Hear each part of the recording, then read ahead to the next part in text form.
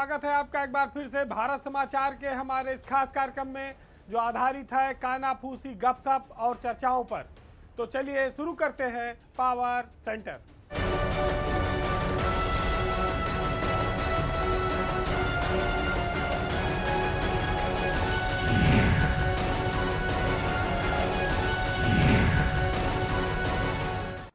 आज सबसे पहले बात राज्यपालों से जुड़ी हुई, वो महामहिम है।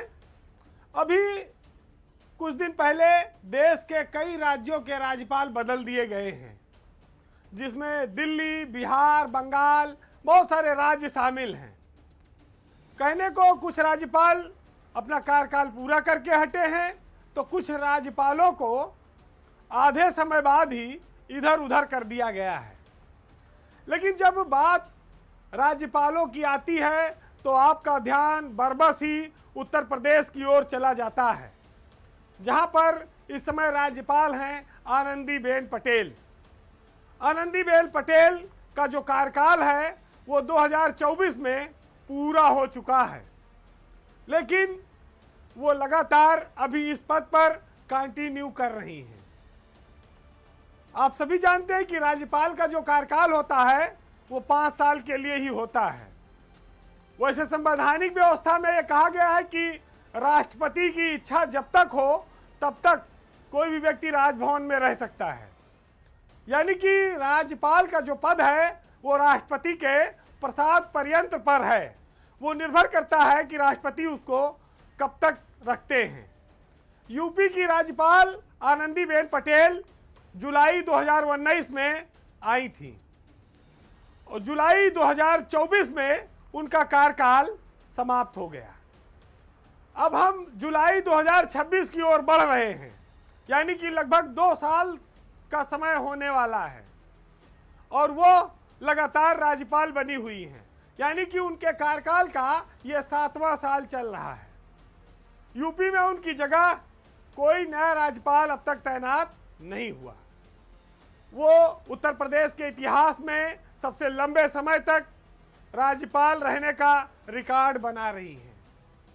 मोदी सरकार में भी ये कहा जाए पूरे देश में अगर कोई सबसे लंबे समय तक किसी राज्य में राज्यपाल है तो वो सिर्फ आनंदीबेन पटेल हैं। और सबसे बड़ी बात यह है कि वो एक महिला राज्यपाल है। ताजा जो अभी फेरबदल हुए राज्यपालों की स्थिति में, उसमें उत्तर प्रदेश में कोई बदलाव न होना इस बात का संकेत है कि आनंदीबेन पटेल अभी और आगे लंबे समय तक उत्तर प्रदेश की राज्यपाल बनी रहेंगी। और ये दर्शाता है कि केंद्र सरकार का उनके ऊपर काफ़ी भरोसा है। गुजरात से वो आती हैं और प्रधानमंत्री नरेंद्र मोदी और देश के गृह मंत्री अमित शाह, कहा जाए दोनों की वो भरोसेमंद है। वैसे अगर आप देखेंगे तो आनंदीबेन पटेल 2017 में सबसे पहले मध्य प्रदेश की राज्यपाल बनी थी और उसके बाद फिर वो 2019 में उत्तर प्रदेश की राज्यपाल बनाई गई। 2014 से 16 तक आनंदीबेन पटेल गुजरात की मुख्यमंत्री भी रह चुकी हैं। उनके पास लंबा राजनीतिक अनुभव है, लेकिन राज्यपाल का जो पद है वो राजनीतिक अनुभव उसमें मायने नहीं रखता। उसमें पसंद और कहा जाए नापसंद ये मायने रखती है। केंद्र की नज़र में जो अच्छा है वो लंबे समय तक राज्यपाल रह सकता है। प्रधानमंत्री केंद्रीय मंत्रिमंडल की सिफारिश पर ही राष्ट्रपति राज्यपालों को नियुक्त करती हैं।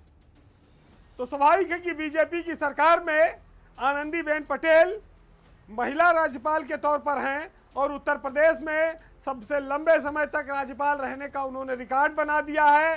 ये रिकॉर्ड भविष्य में शायद ही अब कोई तोड़ पाएगा। अब एक खबर राजनीति से भी है और बीजेपी से भी है। ये खबर बहुत चौंकाती है। उत्तर प्रदेश में पिछले 1.25 साल से एमएलसी की एक सीट खाली है और बीजेपी उस पर किसी को भी एमएलसी बना सकती है, लेकिन बनाया नहीं और अभी उस सीट का कार्यकाल 2027 तक बचा भी हुआ है। यानी कि लगभग 1.5 साल बचा है। तो 1.25 साल से एमएलसी की एक सीट क्यों रिक्त है?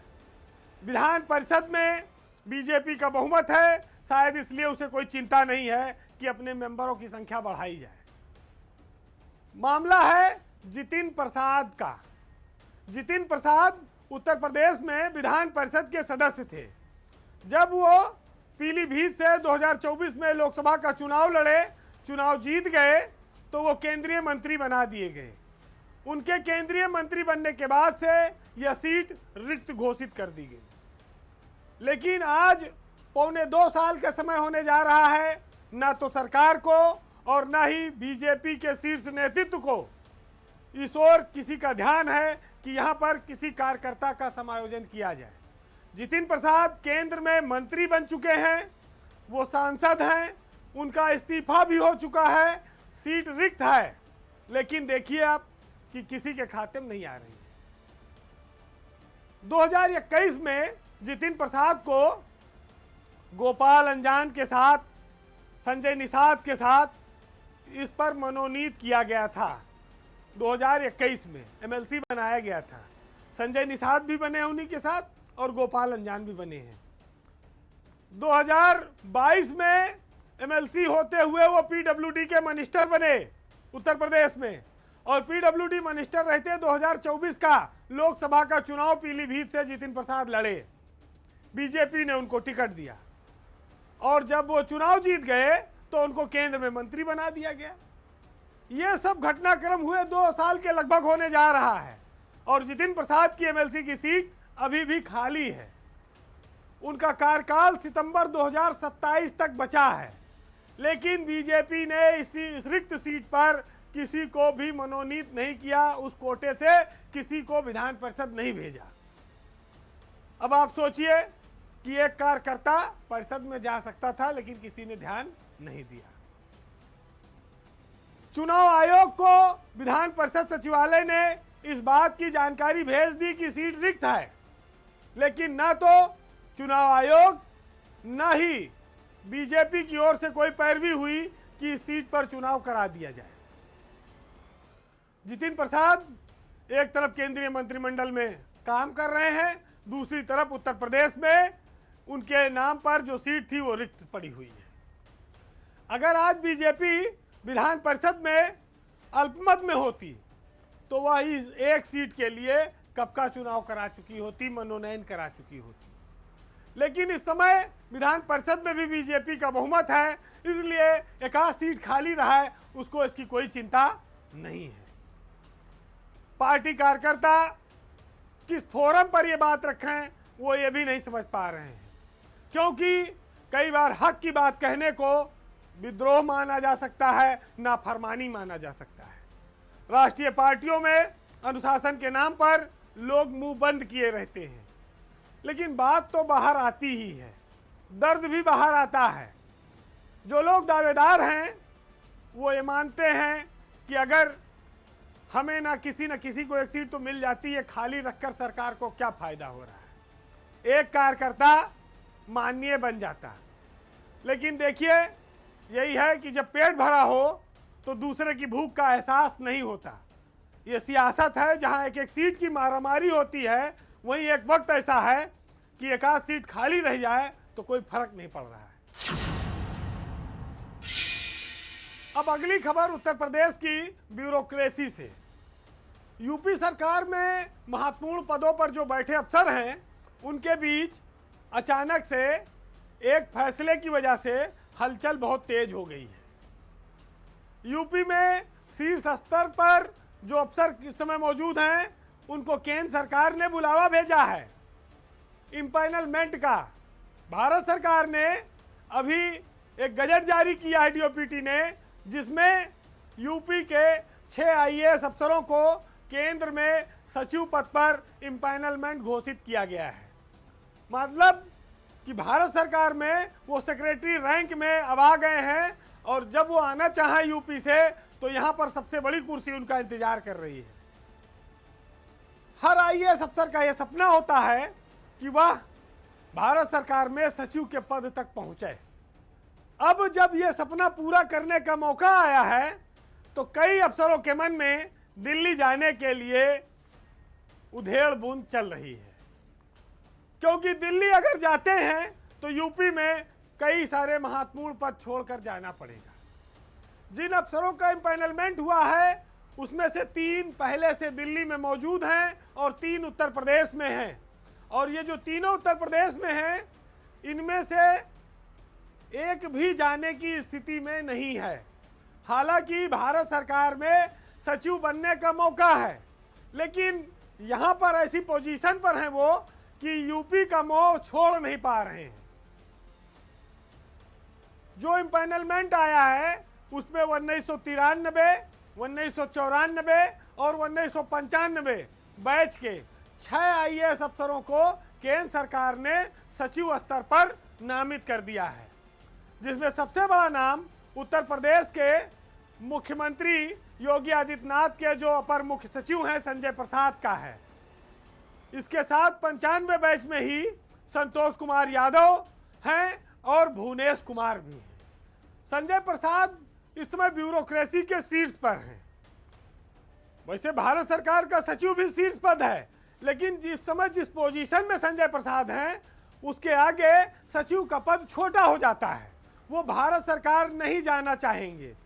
उनकी नौकरी हालांकि अभी लंबी है, लेकिन संजय प्रसाद इस समय उत्तर प्रदेश के सबसे शीर्ष अफसर हैं। वो इसके लिए केंद्र के सचिव का पद ठुकरा सकते हैं। कहते हैं कि सपना जब पूरा होगा, लेकिन आज की तारीख में जो है वो बहुत महत्वपूर्ण है। वो प्रमुख सचिव गृह के पद पर हैं, वो प्रमुख सचिव सूचना हैं, मुख्यमंत्री के एसीएस भी हैं। तो इतनी बड़ी ताकत को छोड़कर कोई दिल्ली क्यों जाएगा? तो संजय प्रसाद का जाना एकदम नामुमकिन है। वो योगी के भरोसे के अफसर हैं और मुख्यमंत्री के इर्द गिर्द ही आपको दिखाई पड़ते हैं। तो ऐसा व्यक्ति दिल्ली नहीं जाएगा कि जाके समुद्र में खो जाए। यहाँ वो सबसे ऊपर बैठे हैं, चमक रहे हैं। रही बात बाकी अफसरों की, तो उसमें लीना जौहरी उत्तर प्रदेश में हैं, महिला कल्याण में हैं, लेकिन उनके हस्बैंड भी यहीं उत्तर प्रदेश में हैं। मृत्युंजय नारायण पहले से केंद्र में हैं, उनके लिए कोई समस्या नहीं है। संतोष यादव पहले से केंद्र में हैं, उनके लिए कोई समस्या नहीं है। भुवनेश कुमार भी केंद्र सरकार में हैं, वो भी सचिव बन सकते हैं। अब बची यहाँ पर उत्तर प्रदेश में 2 लोग, लीना जौहरी और आलोक कुमार। आलोक कुमार अपर मुख्य सचिव हैं इस समय औद्योगिक विकास विभाग के। वो भारत सरकार में सचिव पद पर जा सकते हैं। उनकी नौकरी भी लंबी है, 5 साल के लगभग है। औद्योगिक विकास का पद भी आलोक कुमार के लिए बड़ा पद है, लेकिन अगर भारत सरकार में कोई अच्छी पोस्टिंग मिल गई उनको, प्राइम पोस्टिंग सेक्रेटरी रैंक में, तो वो हो सकता है चले जाएं। ये सरकार पर भी निर्भर करेगा कि वो उन्हें एनओसी देगी कि नहीं देगी।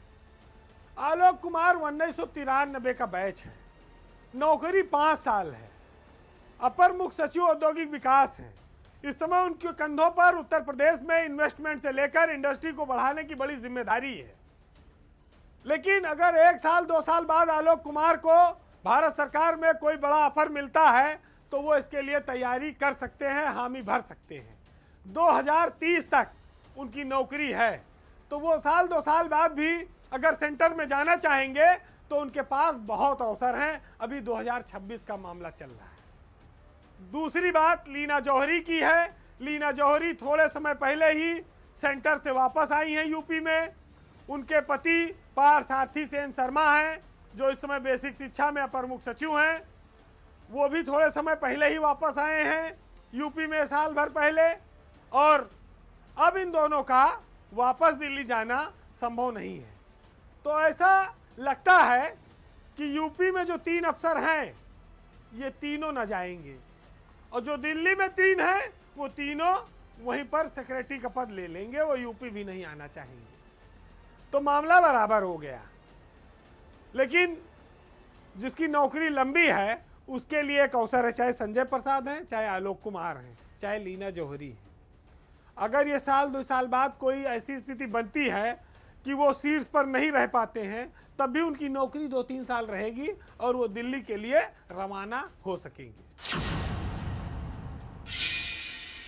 अब एक खबर थोड़ी लीक से हटकर है, न सियासत है न ब्यूरोक्रेसी है।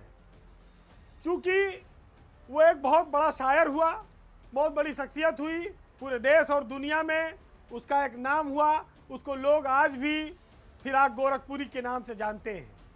लेकिन फिराक गोरखपुरी के साथ एक यहाँ पर वाकया जुड़ा, इसलिए उनको इस प्रसंग में लाना पड़ा है। देश में सबसे लंबे समय तक मुख्यमंत्री रहने का रिकॉर्ड बनाने वालों में से एक नीतीश कुमार ने अभी इस्तीफा दे दिया है। उनका कहना है कि वो मुख्यमंत्री पद छोड़कर राज्यसभा जाना चाहते हैं। उनके जीवन में एक मोह है कि वो राज्यसभा के सदस्य बने। लेकिन राज्यसभा के जब बात आई तो उत्तर प्रदेश में एक बहुत बड़ा शायर हुआ फिराक गोरखपुरी, जिसने राज्यसभा के ऑफर को ठुकरा दिया था, उस पद को ठोकर मार दी थी। आज हम उनकी शख्सियत से आपको रूबरू कराएंगे। आप इस बात को जानते हैं कि गोरखपुर का रहने वाला ये शायर, उसका अधिकतर जीवन इलाहाबाद यानी आज के प्रयागराज में गुजरा है।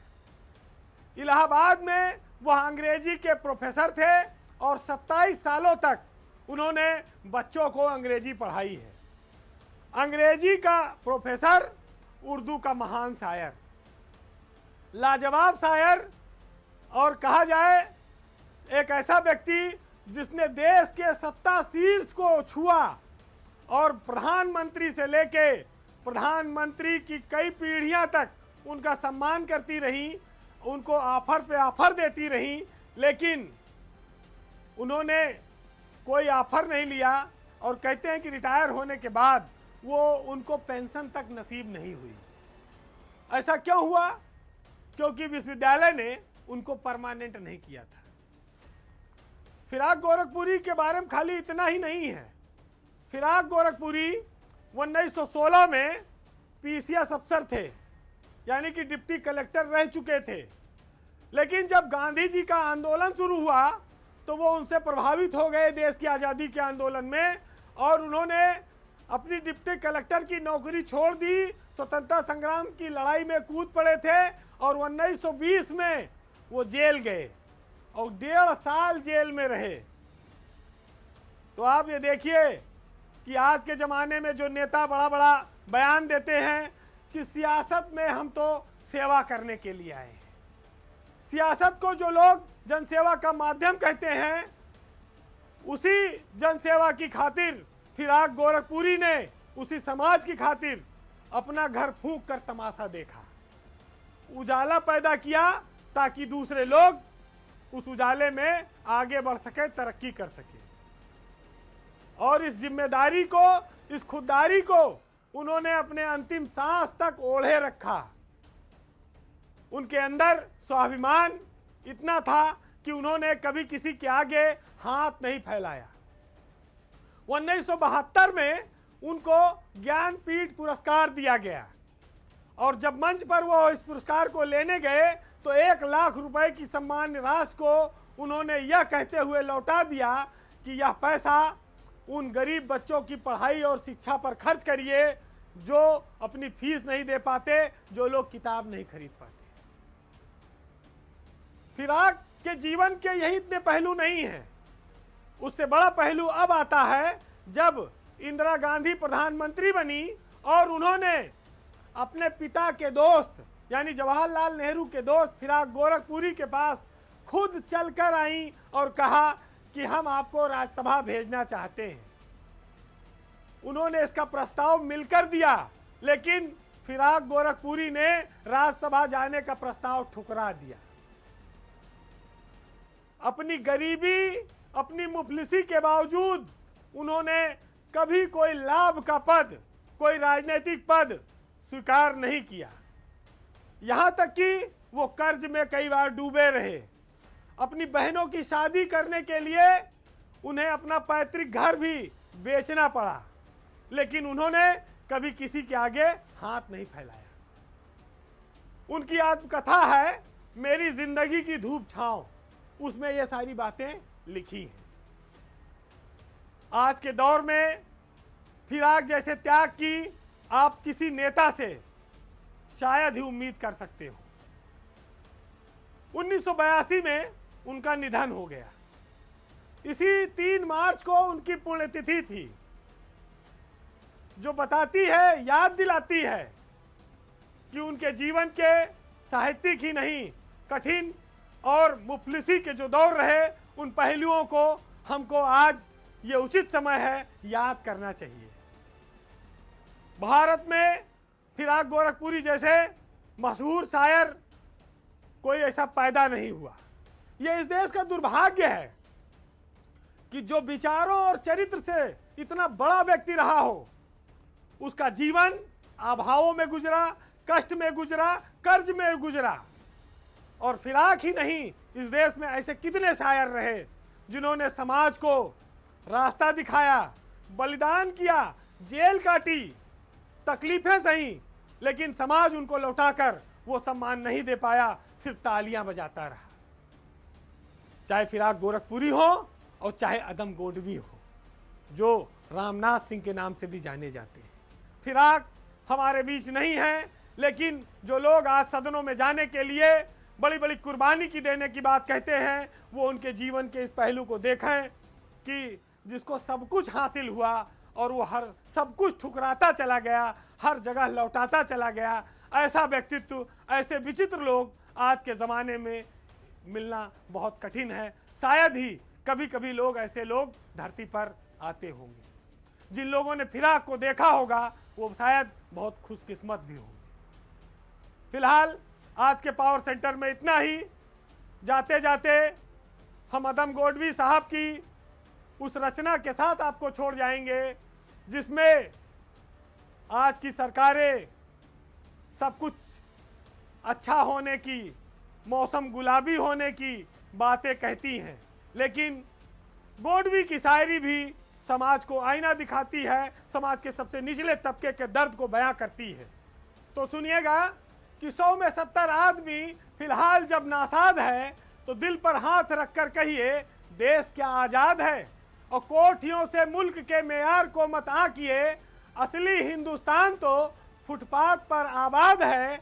और ये नई पीढ़ी पर निर्भर है, वही जजमेंट दे, फलसफा गांधी का मौजू है कि नक्सलवाद है। नमस्कार।